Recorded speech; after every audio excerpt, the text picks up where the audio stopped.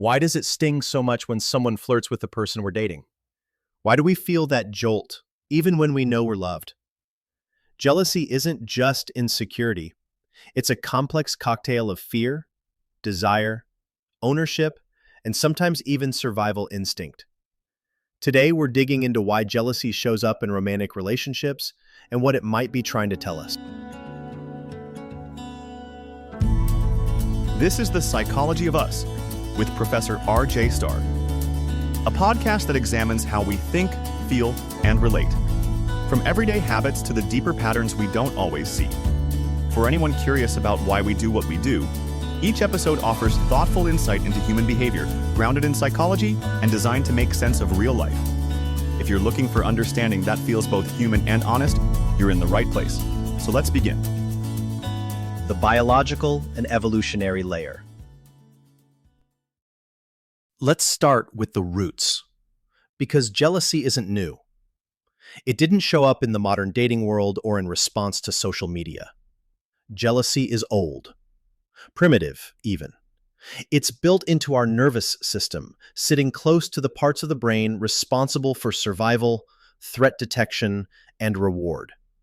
Biologically speaking, jealousy evolved as a protective mechanism, not just to protect our relationships, but to protect our survival odds.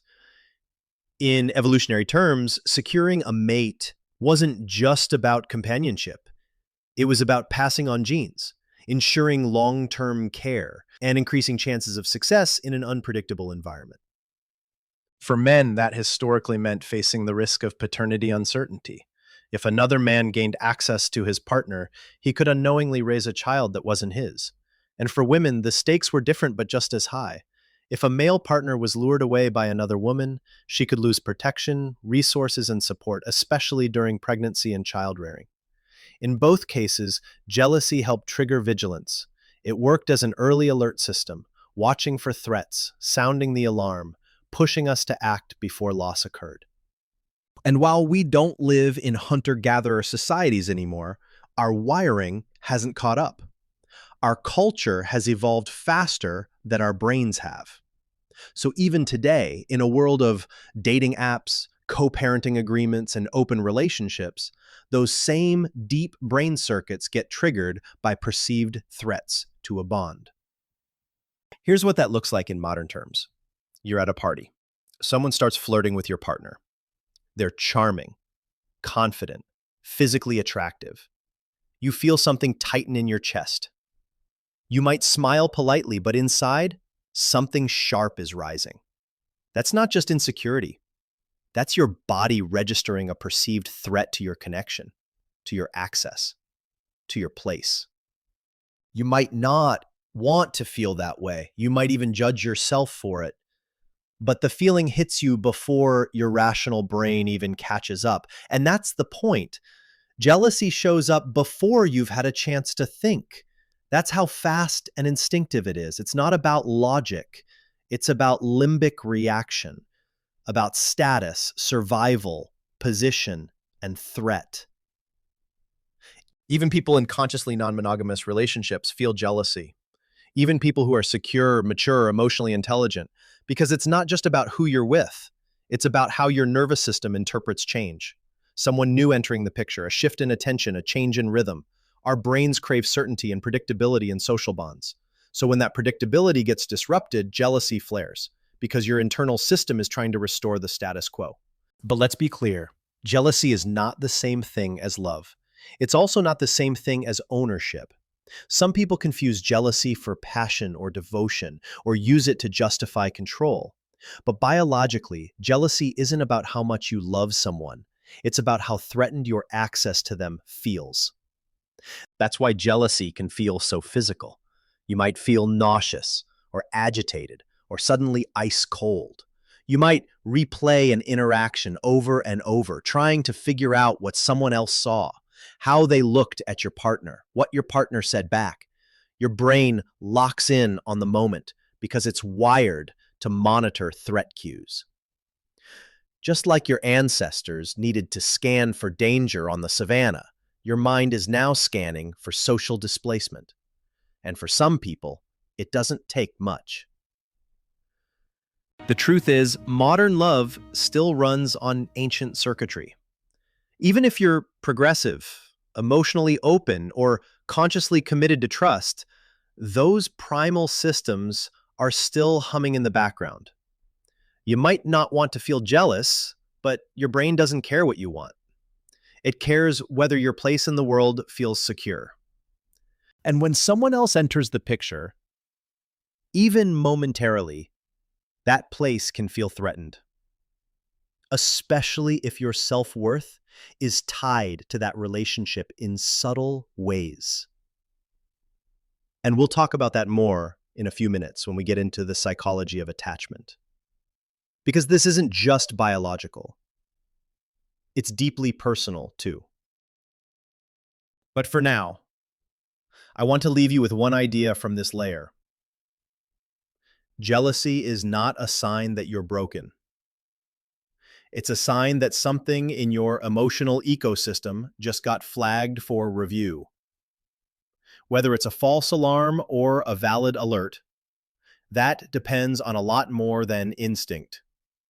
And that's where psychology enters the picture. The attachment system in motion.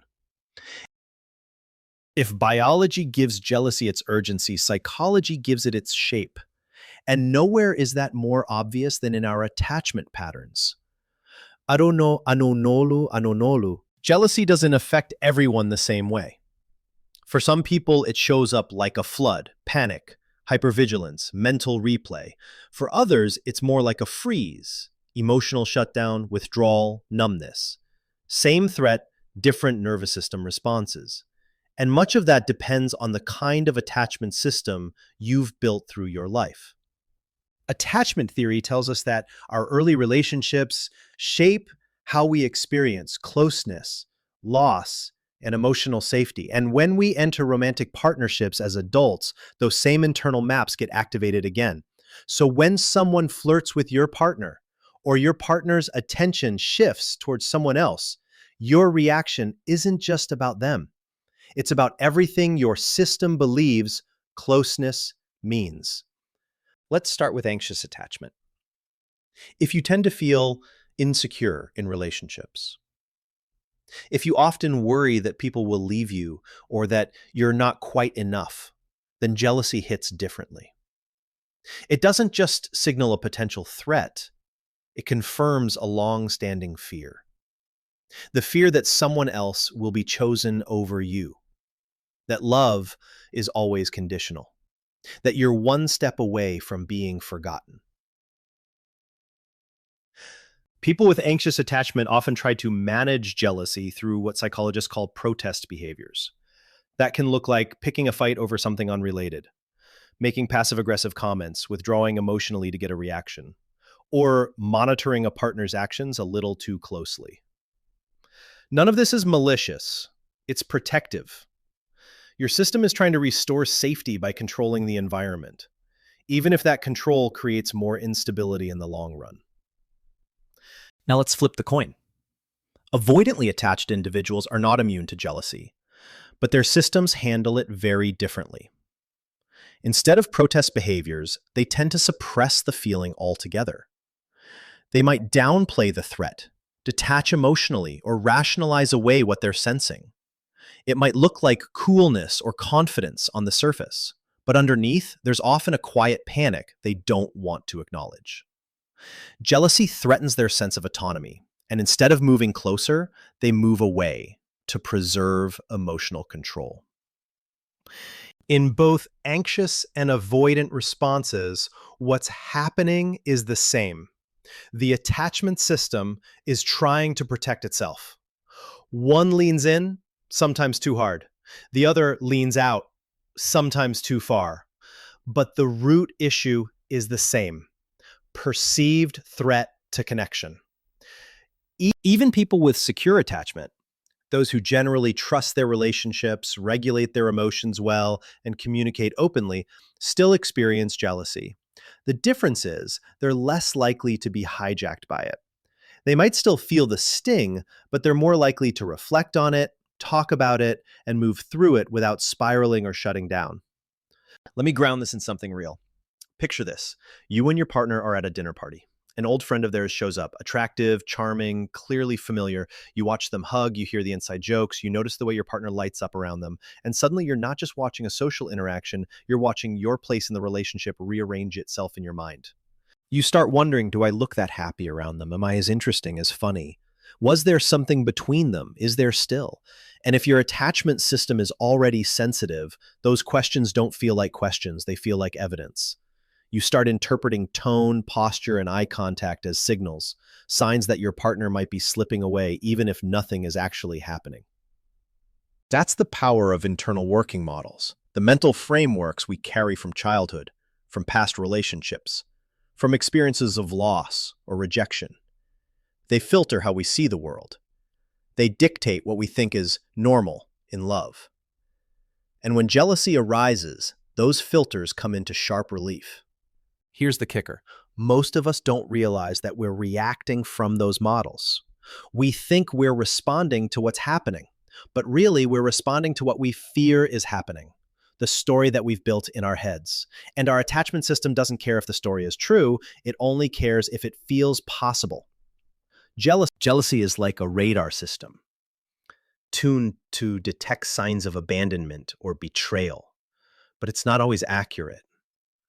Especially if your radar has been shaped by past experiences of inconsistency, loss, or betrayal, it might read false positives. It might tell you something is wrong, even when everything is fine. That's why emotional self-awareness is key here. When jealousy hits, the most powerful thing you can do is pause and ask, what part of me just got triggered? What story am I telling myself? Is this feeling based on what I'm seeing or what I've been taught to expect? Because once you can trace jealousy back to its source, not just what happened in the moment, but what it touched in you, you can respond with clarity instead of panic. You can stay connected to yourself, even while feeling destabilized. And you can make choices from insight, not reactivity. Jealousy always means something, but it doesn't always mean what we think. And when we get curious instead of ashamed, when we approach it with honesty instead of blame, jealousy becomes less of a threat and more of a teacher. What jealousy really reveals. Jealousy gets a bad reputation. People talk about it like it's always irrational, always toxic, always a red flag. But underneath all that, jealousy is usually trying to point us towards something we haven't fully admitted yet. About ourselves, about our needs, about our fears. It's easy to assume that jealousy means you don't trust your partner, but that's not always true. In many cases, jealousy has nothing to do with the other person's behavior and everything to do with what your role in the relationship means to your sense of identity. Here's a truth that most people don't want to admit. Sometimes, jealousy isn't about losing someone you love. It's about losing the way you feel about yourself when you're with them. Think about it. Relationships are mirrors. We see ourselves through our partner's eyes. We define our value based on how wanted we feel, how chosen we feel, how special we feel in their presence. When someone else comes along who captures their attention, even momentarily, it can feel like that mirror shatters. Suddenly we're wondering, am I still the one? Am I still enough? Or is someone else starting to carry the traits I thought made me irreplaceable? That's the part that hurts most. Not just the fear of losing the person, but the fear of losing your role, your identity, your reflection in their world. And the more of your self-worth you've invested in that relationship, the higher the emotional stakes. Jealousy reveals where our sense of self is overly dependent on another person's gaze. That can sound harsh, but it's incredibly common. Most of us, without even realizing it, link our lovability to exclusivity. We believe that being desired only by one person makes us special. So when that exclusivity is even slightly disrupted, when someone else enters the frame, we don't just feel threatened, we feel diminished, as if someone else's existence subtracts from our value. That's not rational, but it is human. It's also shaped by culture. We grow up on narratives that equate love with possession. We're taught that being someone's only one is the highest form of affection. That if your partner finds someone else attractive, it means you're failing. That if they're emotionally moved by someone else, your bond is weaker than you thought. Those beliefs make jealousy almost inevitable because we've set up love to be a zero-sum game. And it's not just about attraction. Jealousy can be sparked by someone's attention to someone else, their admiration, their laughter, their willingness to open up to a third party. Sometimes the real jealousy isn't sexual, it's emotional. It's the ache of being edged out, of watching your partner light up in a way they haven't around you in a while. This kind of jealousy can reveal relational imbalances that haven't been voiced. Maybe you've been feeling taken for granted. Maybe you've needed more affirmation. Maybe you've lost connection in the relationship but haven't said anything because conflict feels risky. Jealousy brings all that to the surface. But it can also stir up things that have nothing to do with the relationship itself. Maybe it's an old wound from middle school when you weren't picked, or from a past partner who cheated, or from a parent who made love feel conditional. The present moment becomes a flashpoint for all of that unresolved emotional history. And unless you're actively paying attention, it's hard to separate the past from what's actually happening in front of you. So what does jealousy actually mean? It can mean fear. It can mean longing. It can mean unexpressed needs. But most of all, it means this: something inside you feels threatened. It may be your connection. It may be your identity. It may be your place in someone's life. The feeling is real, even if the story it tells isn't entirely true. Here's the irony. Many people try to get rid of jealousy by denying it, saying it's immature, or that they're above it, or that their love is too secure for that kind of pettiness. But the more you repress jealousy, the more power it has over you. It doesn't go away. It just gets quieter and sharper. It seeps into your tone, your body language, your passive remarks, your distance. The healthier approach is to bring it into the open with yourself first, and then, when appropriate, with your partner. Ask yourself what the jealousy is trying to show you. Is there a boundary you need to name, a vulnerability you need to admit, a deeper insecurity you need to start healing? Because when jealousy is handled with honesty and reflection, it becomes a path toward clarity, not just about the relationship, but about the relationship you have with yourself. And when you can look at jealousy that way, not as a moral failure, but as a signal, you can start using it as a guide, not to control your partner, not to shame yourself, but to become more emotionally literate, more attuned to your internal landscape, more aware of the places where you still crave safety. So what do we actually do with jealousy? What's the right move when it shows up? Tight in your chest, loud in your head, pulling you into worst-case scenarios and imagined betrayals? The first step is this: stop trying to not feel it. The goal isn't to erase jealousy. The goal is to recognize it without letting it control you. Jealousy is a normal human response. It's a signal, not a sin. And if you can see it that way, you give yourself the power to work with it instead of reacting blindly from it. That starts by naming the feeling. Not in accusation, not in panic, but in honesty. Jealousy wants to drag us into stories, but the healthiest thing you can do is stay grounded in sensation and truth. Say it to yourself first. I'm feeling jealous right now. Something just made me feel replaceable. Something just shook up my sense of safety. That's all. No story, no judgment, just acknowledgement. And if you're in a secure enough relationship, the next move is to share it. Again, not as a blame, but as a bid for closeness. Try saying something like, "When I saw you laughing with them like that, I felt something twist in me. I know it might be irrational, but I just wanted to name it." That kind of transparency doesn't make you weaker. It makes you safer. It tells your partner what's happening inside you instead of leaving them to guess based on your silence or distance. Jealousy tends to shrink us down. We get tight, watchful, controlling.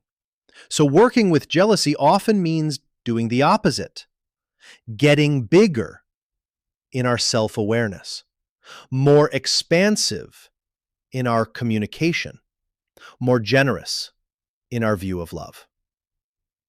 Sometimes the solution is not about words at all.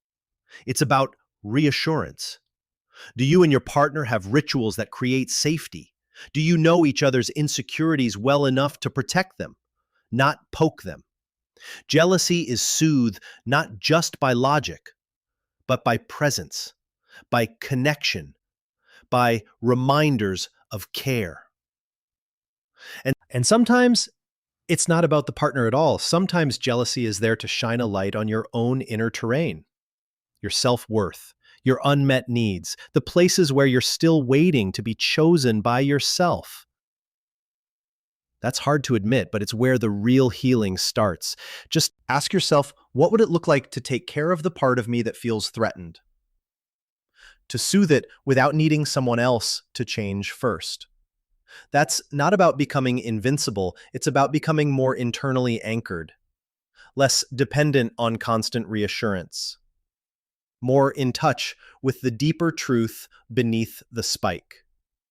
You might discover that jealousy shows up most when you're disconnected from your own desires, when you've lost track of your aliveness, when someone else's spark makes you realize how long it's been since you felt that in yourself. In that case, jealousy becomes a teacher, not about your partner, about your own neglect of your inner world. Other times, jealousy really is trying to flag something important. Maybe you are being sidelined. Maybe something is shifting in the relationship. That's why working with jealousy requires both compassion and discernment.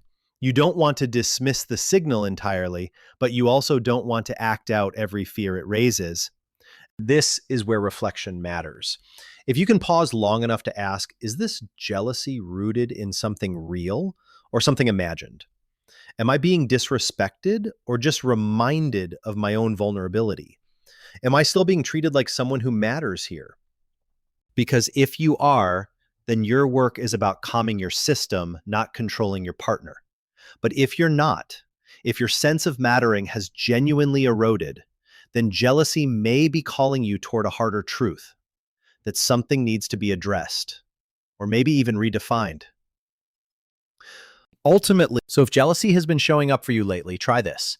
Don't fight it. Don't shame it. Don't weaponize it. Just get curious. Ask it what it's trying to protect. Ask it what it believes about you. Ask it where it learned that belief. Because when jealousy is no longer a monster to outrun or a weapon to wield, it becomes something else entirely. A map, a guide, a mirror that says, look here, there's something worth understanding. And maybe that's the whole point. Not to avoid jealousy, but to let it open the door to deeper knowing about who you are, about what you need, and about what kind of love feels safe enough for you to be seen, even when you're scared. That's it for today's episode of The Psychology of Us with Professor RJ Starr. If something in this conversation resonated with you, share it with someone who'd appreciate it. To explore more episodes, essays, letters from listeners, and tons of free psychology tools and educational resources, visit profrjstarr.com. That's profrjstarr.com. And if you haven't already, subscribe wherever you're listening so you don't miss what's next. Thanks for being here, and we'll see you next time on The Psychology of Us.